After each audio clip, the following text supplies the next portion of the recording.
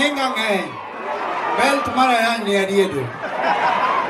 Nyinga nge. Mtetesi ya wanyo. Kiboko ya waji. Sani aneno kakelo kimona adapted. Man adapted. Nyikwara mogi. Anangwe kae. Anigiwecha dek Mintoni. Wacha chiel adwa motivate Mintoni. Mintoni adwa nyisigi maler. Aneno nyithi Toni kama chal gi Toni. Kiki bed neglect. Imis Toni tibiro nene nyithi Toni. Uwinjo gima kelo no. Akwayo. Ang'eyo ni josiasa biro promise gik madito tok bitimore. To pesa manolwar kae kik ing'ini Toni onyuol gi ng'a. Nyithi Toni ka ichok kanyachiel mondo wayud Toni more ege. Ji adi mapang'o ne wachno. An bende an mana nyathi achiel karachuonyo to an ema koro abedo mtetezi ang'o. Koro nyathi Toni kanyi ibiro yudo Tommy Sifa. Koro nyithindo machuo kama Masai kik iwe nyithindo go dhi oko. Winja maler. Aya. Bela wina momiyo Sifa okehera. Kosa iwuonda gani era tiero Nairobi moro. Ikwaka saminu wang'ati akwa golweti kuom. Uwinjo. Anang na uo mamng'eny matine madala oke limit.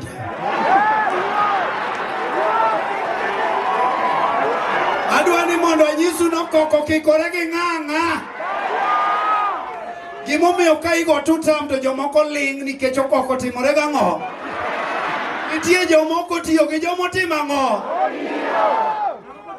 Adwa nyiso joma ne ok tine jopiny ni gidhi tiyo gi baba koka dwaro uwe polo. Kokudhu uti gi baba original. Moro ni kotali ni italo baba cha orumo. Donge bana die. Gima wang'eyo ni Dr. Raymond Omolo mane okelonwa William Samuel Ruto. Omiyo Ruto to en tutam, miya ututam mar Ruto. But ng'amoko tiyo to timore nade? Reason momiya wacho ni Ruto tutam. Ruto no kelonwa 207. Dong ji ne nitie jodalawa. Ruto no yie modhi nyaka kano konyo baba mondo wayud ang'o. Mane reason na. Reason mar ariyo momiya support babu gini wadwaro telo makiny. Sani tuang'e ni telo mabiro sani ni to mar Ruto. To what about 2030 go? Koro miyo nyaka wapidh jogwa kaka Ndindi Nyoro gini okuchi opidho mondo wayud jotelo mang'o makiny. Koro miyo an kikikora ni ane tutama ane diere ine minne. Koro mama no gochona. Men piny ne wawuoyo go seche ariyo nyoro. Okona na tome gik miwacho beyo te. Tiduoka yany matin. Aduoka yany piny matin. To sama na ndiko na weya yany. To jomoko wacho ni gibiro boeka. Ji adi mabiro boeka. Nyikwara mogi gimomiyo na yenyo. Na bedo piny mayudo ni dhano oluoro gik moko adi. Bunde ga yany. Ayanye mami wich kuoti teno ni to be anabiro jodala okayeny ga nyathi gi Toni. An okayeny mama okayeny an aluongo magik moko gi nying mane kwere gi ochako gigo.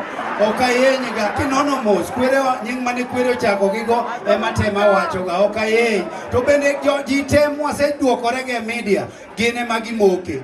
Koro inano kindike comment ni warito come back. Warito come back. Mara ng'awa? Mara Tommy. Koka mano nyikwara mogi. An no ka odhiang' otwe nyitoda mato nyaka ler. Ang'eni kae ma urito. Mane chuny wach kama chuny wach go bang'owa. Tulu. Nikwara mogi ne uwoche na yawa. Uwoche ne ng'iew dho ben suda ng'wen ma. Kari amoto jath moro wako uwoche ni. Oting' bade malo. Joka dwa neno uwoche. Ma iluongo ni The Beast. An gima nang'eyo ni nyaka kuong ahere piny ka. I love me. I die with me. So you, if you refuse to love you, it's up to you. Because I have to love me. I suffered with me. I was a street boy with me. I bleached myself with me. I'm not ineno. Now wacho gini malera kia gimomiyo pod unyisa to kambi mar Caroline to nengo chula nikech okatigi Caroline to ase advertise winjo nyikwara mogi an na wacho maber ka ne ogaw Bina TV ni an wasungu ok binena gibiro neno bunge opuk ong'eche Karura Forest ok gibineno na to bina an nature mara ok dhi konyo mzungu. So I don't want to be natural because I'm not a forest. Watch me, I don't want to be natural because I'm not a forest.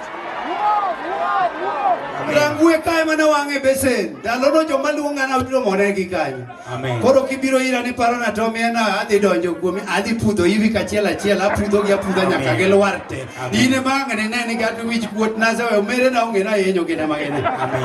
Koro katieko Mintoni gini awacho kiwinjo wan gi nyako ma support wa sana iluongo ni Achika Nyaraero. Ene manyo chulo bill mar ot mane Tony odake okupamne Achika.